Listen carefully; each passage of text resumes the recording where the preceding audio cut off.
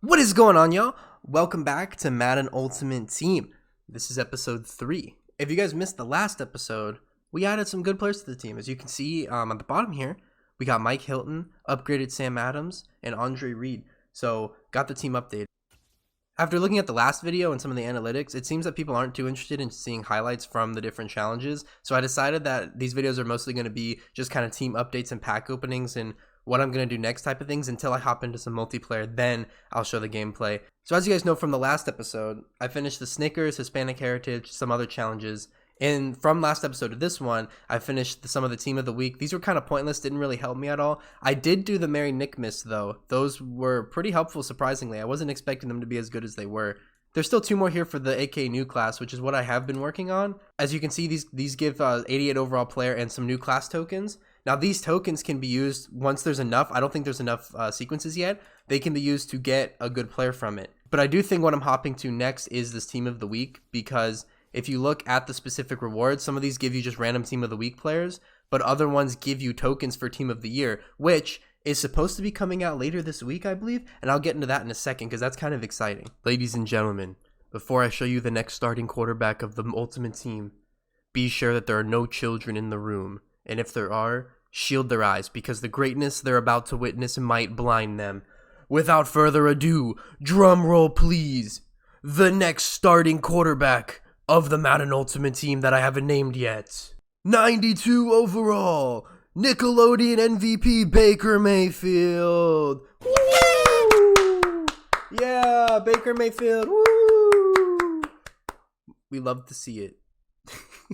All jokes aside, this Baker Mayfield is slightly better than the Steve McNair we had, even though it is Baker Mayfield. He might not be as fast, I didn't really check, but his speed is still 84, which is kind of solid, but the throw power, short accuracy, mid accuracy, and deep accuracy is pretty good, along with the throw under pressure. But along Baker Mayfield, I also have some new players to show you as well. The first player that I got is this Jay Hilgenberg card. I got him from the Season 3. As you guys can see, I'm level 22 in the top right now. I've been trying to grind some of those challenges because those rewards are actually pretty good the farther you go. I think there's a 96 Ed Reed. There's, of course, the Rob Gronkowski upgrades, which I think I'm close to the next one. So stay tuned for that. Interestingly, though, my backup center is this 85 Nick Mangold legend, but he's upgradable, so he might surpass the one we have right now. So that's something also to keep in mind. Jumping over the defensive side, we don't necessarily have a ton of new players here, but we do have upgraded players.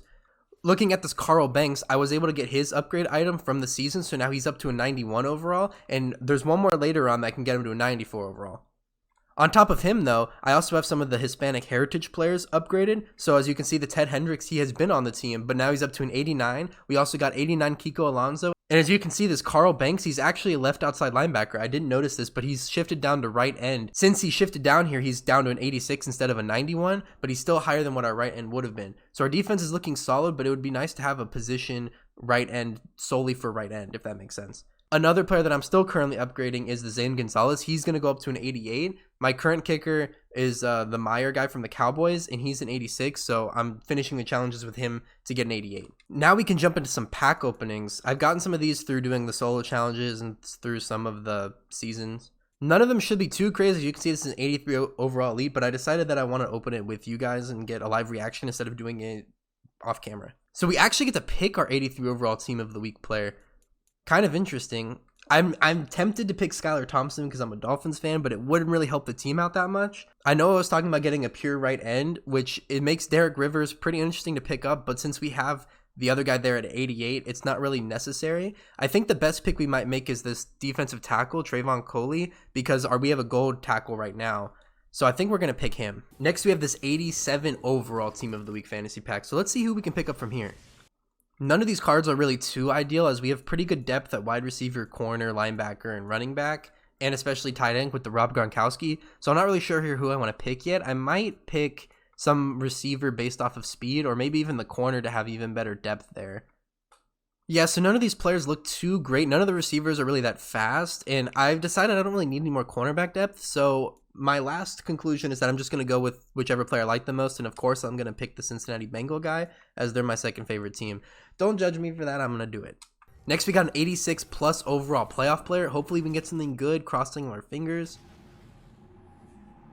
And we got 88 Rachaad White. Not really too needed, but we can always add him to a set later, or maybe even just kind of have him, maybe quick sell him or whatever. So, you know, never a bad pick when you're getting something above an 80 overall. Next, we have an 88 overall AKA pack. And this one we actually get to choose. So, yeah, let me see which one I want to pick here. So, we already have this Tyreek Hill, so he's kind of off the table. The Lamar Jackson's intriguing because he's fast, but I already have the 92 quarterback, so I don't think I really need him. So, I think I'm down to Stephon Gilmore and JJ Watt because I feel like they fill spots the most. And I think I'm going to go with JJ Watt because I should be able to shift him over to right end and have things work out that way. So, that's good that we finally have a true end, per se, playing that position. Last but not least, we have the Pro Game Day pack, and I got this from the Season 3 leveling up.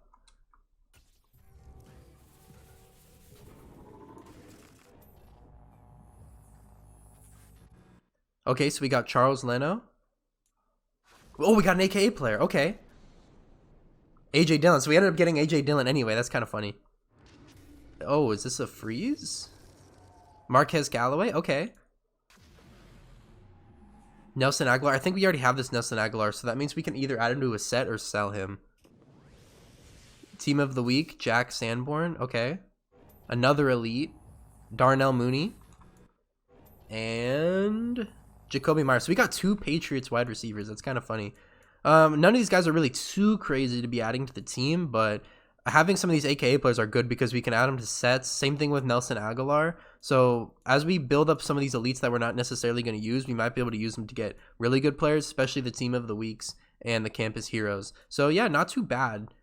So as I was talking about earlier about these team of the week challenges, I'm going to hop into these next because apparently the team of the year stuff is coming out later this week. And I'm kind of interested in that because those are going to be sort of really good cards. They could be like up in the high 90s. And you can basically get one for free. I wish I could show you because I haven't like completed any of them, so I'm not sure if they have it. But like I said earlier, some of these give you 84 overall players, as you can see at the rewards. I don't have any of them like the further ones unlocked, so I can't show you that you get a collectible for it. But eventually, if you do all of these, you'll get some Team of the Year collectibles, and those will give you a free Team of the Year player. So that's kind of huge.